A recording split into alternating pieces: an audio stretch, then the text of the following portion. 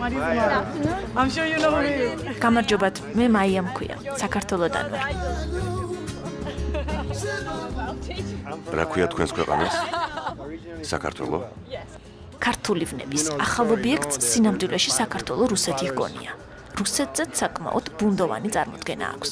უკვე 38 წლისაა. სახელად მარიო ჩიმაროქვია და ქალაქ მაიამიში ცხოვრობს. ვიცი რომ რუსეთი ოდესღაც ძალიან დიდი ქვეყანა იყო. ბევრი პატარა ქვეყნისგან შედგებოდა. თქვენც მისი ნაწილი იყავით, არა? ისე ერთი რუსი მსახიობი გავიცანი ამას წინათ, ოლეგი ერქვა. სამწუხაროდ გვარი არ მახსოვს. ეგ ოლეგი ქართველია? არა, რუსული რომ აქვს ჯერ არ იცის. ისე ხუანს შინაურობაში მაიამიში ძეძახიან. რას იზამ? პროფესია აქვს ასეთი. როცა მაყურებელი შენი გმირის სახელს გეძახის, ეს ნიშნავს რომ სამუშაო ბრწყინვალედ შეასრულე. მე მთელი სულიერი სამყარო ჩავაქსოვე იმაში, რომ ფარულ ნებაში ჩემი როლი ბუნებრივი გამოსულიყო. საკმაოდ სერიოზული მოსამზადებელი სამუშაოების ჩატარება დამჭირდა როლი ბოლომდე რომ გამეთავისებინა. მე ხომ უბრალო გაუნათლებელ გლეხად უნდა ვქცეულიყავი, რომელსაც დიდი სიყვარული შეუძლია. ჩემი გამოცდილება, ემოციები, ფიზიკური მონაცემები მთლიანად ამ როლს მოვახმარე.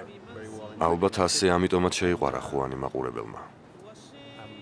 ამბობს რომ თვითონ სულ სხვა კაცია. ასეთ თმაგაჩეჩილ მაჩოს რომ ადარებენ ხშირად არ სიამოვნებს. გავს თუ არა რამით? არა, გონი არც არაფრით. ხუანი ხომ უბრალო მიწის მუშაა. ამ ადამიანს არანაირი განათლება არ გააჩნია. თუმცა დიდ ცხოვრებისეულ სიბრძნეს ფლობს. იცით, არსებობს ასეთი ხალხი, რომელსაც არასდროს უსწავლია სკოლაში, მაგრამ ყველაფერი იცის ამ ქვეყნიური ცხოვრების შესახებ.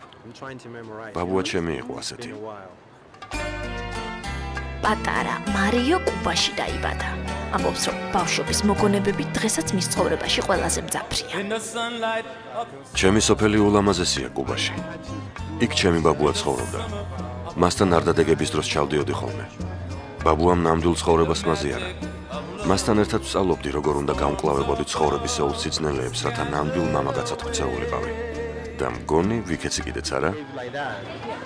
ხუანი ამ დროს მოგონებებმა გაიტაცა. ბაბუა ნამდვილი მიწის კაცი იყო. დიდ ცხოვრებისეულ სიბრძნეს ფლობდა. საოცარი ინტუიცია ჰქონდა. ყველაფერი რაც დღეს ვიცი ამ ქვეყნიურ ცხოვრებაზე, ბაბუა ჩემის დამსახურებაა. ერთხელ მდინარეზე წამიყვანა და მითხრა: მარიო, დღეს შენ უბელო ცხენით მდინარე უნდა გადაცურო. მაშინ 5 წლის ვიყავი. ცხენთან ერთად ცურვა ადრეც შემეძლო, მაგრამ მდინარე არასდროს გადამეცურა. შევუყევით წყალს. თავიდან თითქოს ყველაფერი კარგად იყო. შემდეგ კი უეცრად ცხენი ფეხებიდან გამომეცალა. შუა მდინარეში სრულიად მარტო დავჭი. დამოუკიდებლად ცურვა არ შემეძლო. მივხვდი რომ ვიძირებოდი. ბაბუა ჩემი კი ნაპირთან იდგა და მეძახდა: მიდი მარიო, ხელი მოუსვი. ჩაის უნთქე და გაცურავ. ნუ გეშინიე. ამ შეძახილმა იმდენად გამამხნევა, რომ ყველაფერი ზუსტად ისე გავაკეთე, როგორც ბაბუამ მიკარნახა. და გადავჭი. აი ასე ვისწავლე ცურვა. დღეს ერთ-ერთ საუკეთესო მოცურავად ვითვლები. დაიწყო მოძებნა.